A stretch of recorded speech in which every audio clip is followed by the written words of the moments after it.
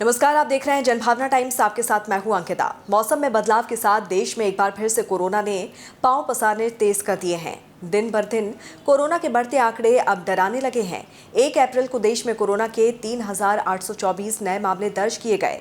रोजाना बढ़ रहे केस के हिसाब से ये 6 महीने में सबसे ज्यादा संख्या है। तो वहीं पिछले 7 दिनों में कोरोना के मामलों में जिस तरह से बढ़ोतरी दर्ज हुई है वो तीसरी लहर के बाद सबसे ज्यादा है। पिछले सप्ताह 26 मार्च से 1 अप्रैल के बीच कोरोना के कुल 18,450 नए मामले दर्ज किए गए हैं, जो इसके पहले सप्ताह के 8,781 के दोगुने से भी ज्यादा हैं। कोरोना मामलों के दोगुना होने का समय 7 दिन से भी कम रह गया है।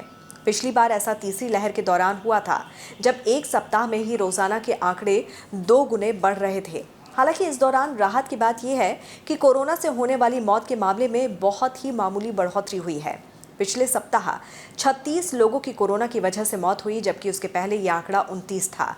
राज्यों की बात करें तो पिछले 7 दिनों में कोरोना के बढ़ते मामलों में केरल पहले नंबर पर है। केरल में एक सप्ताह में कोरोना मामलों की संख्या 3 गुनी छलांग लगाकर 1333 से बढ़कर करीब 4,000 तक पहुंच गया है।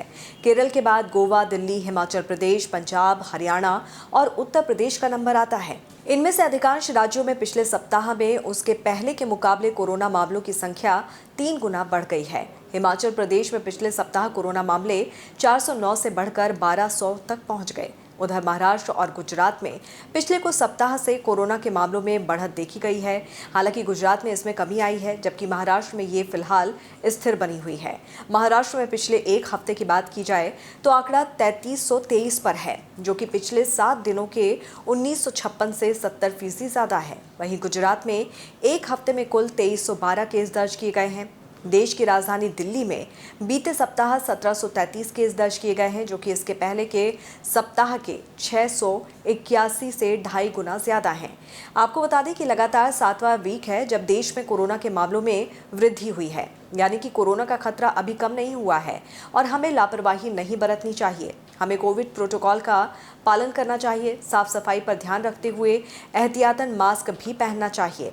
देश और दुनिया की तमाम खबरों को विस्तार से जानने के लिए जुड़े रहिए जनभावना टाइम्स के साथ। नमस्कार।